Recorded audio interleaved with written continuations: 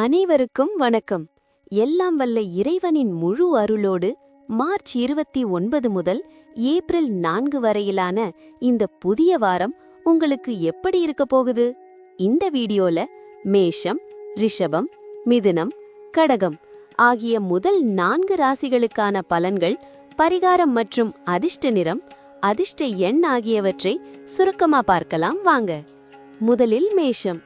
மேஷராசி அன்பர்களே, இந்த வாரம் உங்கள் நீண்ட நாள் கனவுகள் நிறைவேறும் வாரமாக அமையும். தொழில் மற்றும் வியாபாரத்தில் இதுவரை இருந்த மந்த நிலை மாறி நல்ல லாபம் கிடைக்கும். உத்தியோகத்தில் இருப்பவர்களுக்கு புதிய பொறுப்புகள் தேடி வரும். அதிர்ஷ்ட நிறம் சிவப்பு. அதிர்ஷ்ட எண் 9. பரிகாரம் செவ்வாய்க்கிழமை முருகப்பெருமானுக்கு நெய் தீபமேற்றி வழிபடவும். ரிஷபம்.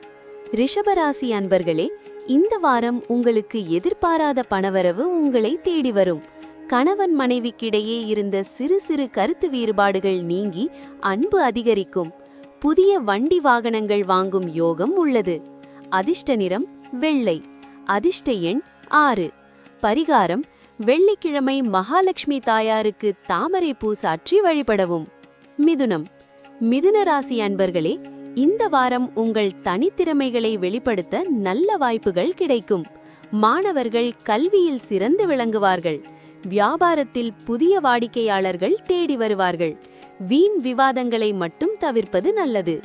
அதிர்ஷ்ட நிறம் பச்சை. அதிர்ஷ்ட எண் 5. பரிகாரம் புதன்கிழமை பெருமாள் கோவிலுக்கு சென்று துளசி மாலை சாற்றவும்.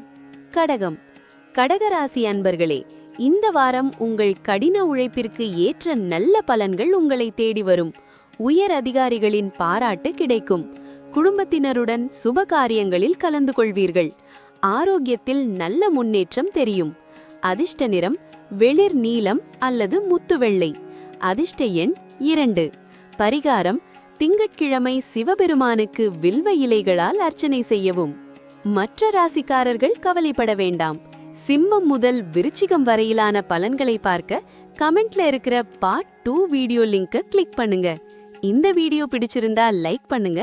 மறக்காம உங்க ராசி என்னன்னு கமெண்ட்ல சொல்லிட்டு நம்ம சேனலை சப்ஸ்கிரைப் பண்ணிக்கோங்க. நன்றி, வணக்கம்.